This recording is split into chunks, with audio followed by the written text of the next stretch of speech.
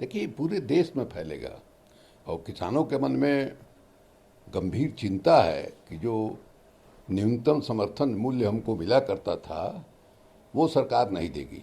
हालांकि प्रधानमंत्री एक से अधिक बार आश्वासन दे चुके हैं कि उसको हम लोग मिटाने नहीं जा रहे हैं। तो सबसे बेहतर है कि जिस तरह से इन्होंने 3 बिल लाया, कानून बनाया, उसी तरह से एक और कानून बनाए जिसमें हो कि साहब न्यूनतम समर्थन मूल्य से जिन जिनसों का भी न्यूनतम समर्थन मूल्य तय होता है उससे कम में सामान लेना जो है कानूनी अपराध होगा। ये कर दीजिए, किसान संतुष्ट हो जाएंगे। लेकिन इनका इंटेंशन ये नहीं है। स्वामीनाथन के आयोग के माने परिप्रेक्ष्य में इन लोगों ने वादा किया था कि हम 2022 तक किसानों की आमदनी को दोगुना कर देंगे, और जैसे इनकी सरकार बनी सुप्रीम कोर्ट में हलफनामा दायर करके इन्होंने कह दिया कि माने उत्पादन में जो खर्च है, लागत है, उससे 1.5 गुना ज़्यादा दाम देना ये संभव नहीं है, मार्केट में विकृति आएगी। और जो राज्य सरकार न्यूनतम समर्थन मूल्य पर बोनस दिया करती थी उसको भी इन लोगों ने मना कर दिया। तो इसलिए कोई विश्वास नहीं कर पा रहा है इन पर। तो बेहतर है कि कानून बना करके आश्वस्त कर दें किसानों को। प्रधानमंत्री ने मन की बात में किसानों को लेकर के बोला कि हमारे किसान जो हैं विलेज के, गांव के फाउंडेशन हैं आत्मनिर्भर भारत के। देखिए बात बनाने से काम चलेगा नहीं। हम लोगों के प्रधानमंत्री जी माने बात बनाने में, सपना दिखाने में माने धुरंधर हैं, माहिर हैं, लेकिन उससे काम चलने वाला नहीं है। क्योंकि 2014 में भी सपना दिखाया था उन्होंने, बेरोजगार नौजवानों को सपना दिखाया था, अच्छे दिन का सपना दिखाया था, किसानों को भी सपना दिखाया था, उसके बाद नोटबंदी में भी सपना दिखाया था। तो सपना दिखाने में माहिर हैं, लेकिन ज़मीन पर हकीकत में उनका सपना कहीं दिखाई नहीं देता है। इसलिए मन की बात में जो बोल रहे हैं, किसानों की मन की बात तो समझ नहीं रहे हैं। अपने मन की बात तो कर रहे हैं, लेकिन किसानों के मन में क्या है इसको जानिए, इसको समझिए। तो ये तो एक तरफा संवाद में विश्वास करते हैं।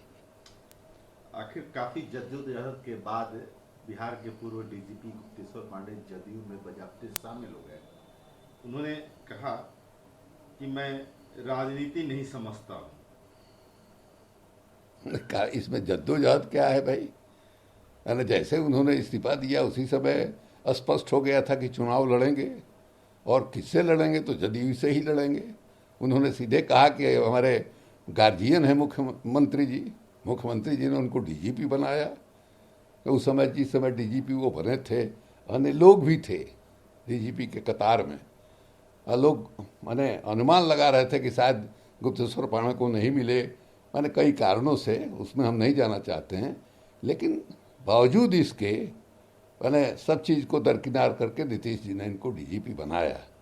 तो नीतीश जी का ऑब्लिगेशन है, और नीतीश जी का ऑब्लिगेशन यहाँ तक है कि आप वीआरएस लेना चाहते हैं तो 3 महीने तक इंतजार करना पड़ता है, तब आपको वीआरएस मिलता है। उस नियम को शिथिल करके और 24 घंटे के अंदर इनको वीआरएस मिल गया। तो पहले से ही इनकी अभिलाषा जो है, एम्बिशन जो है, पॉलिटिकल रहा है, और उसके अनुसार उन्होंने रिजाइन किया और बहुत नेचुरल ढंग से वो नीतीश कुमार के पार्टी में चले गए। तो इसमें हमको नहीं लगता है कि कोई दूसरा कुछ हो सकता था। अगर इस बारे में कोई सोचता है तो उससे मूर्ख कोई नहीं होगा।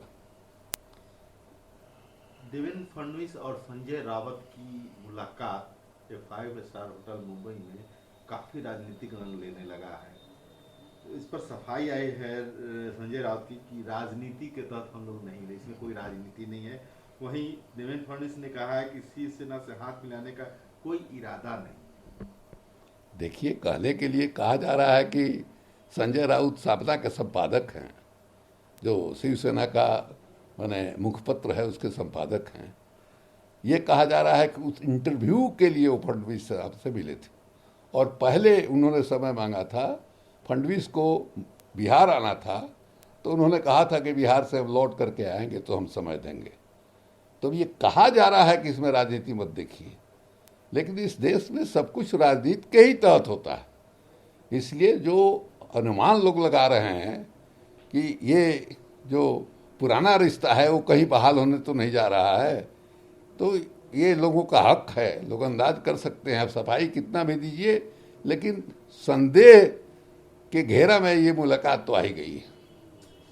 एनडीए का, भाजपा का खास करके बहुत पुराना सहयोगी दल शिरोमणि अकाली दल जो है नाता तोड़ दिया, एनडीए से अलग हो गया। इस पर ममता बनर्जी ने, टीएमसी ने कृषि बिलों पर एनडीए से नाता तोड़ने पर अकाली दल का समर्थन किया। लेकिन प्रधानमंत्री जी जो कह रहे हैं कि किसानों को बरगलाया जा रहा है, अकाली दल को किसने बरगला दिया? तो दिन रात आपके साथ है। आपने अकाली दल को भरोसे में क्यों नहीं लिया? अकाली दल जो है पंजाब में किसानों की ही पार्टी है। तो अगर अकाली दल आपकी बात को समझ जाता, उस पर यकीन कर जाता, तो अलग नहीं होता, मंत्रिमंडल से बाहर नहीं जाता। अकाली दल के निकल जाने का मतलब है कि आप जो भरोसा दिलाना चाहते हैं किसानों को, वो भरोसा करने लायक आप नहीं है। कोरोना वायरस में एक शुभ समाचार मिला है कि पिछले 24 घंटे में 92,043 कोरोना पॉजिटिव रिकवरी दर रहा, मतलब दर्ज किया गया। इस तरह से कुल मिलाकर के देश में अब रिकवरी रेट जो है 82.46% पहुंच गया है। देखिए, 3 दिन 4 दिन का जो मामला है, इस पर मैंने बहुत विश्वास के साथ कुछ नहीं कहा जा सकता है। दुनिया के अन्य मुल्कों में जो देखा गया है कि रिकवरी रेट तेज हुआ, नए केस जो मिल रहे थे उसमें कमी आई और फिर अचानक जो है शूटअप हो गया। इसलिए थोड़ा इंतजार करना चाहिए। और सबसे बड़ी समस्या ये है कि जो सीरम इंस्टीट्यूट ऑफ इंडिया है, जो दुनिया में सबसे विश्वसनीय और सबसे बड़ा जो है सीरम वैक्सीन बनाने वाला संगठन है, उसके मैनेजिंग डायरेक्टर ने कहा है, पूना वाला ने, कि भाई अगले 1 साल में, यानी वैक्सीन बन जाने के बाद 80,000 करोड़ रुपए की जरूरत होगी ताकि देश के तमाम लोगों को वैक्सीन दिया जा सके।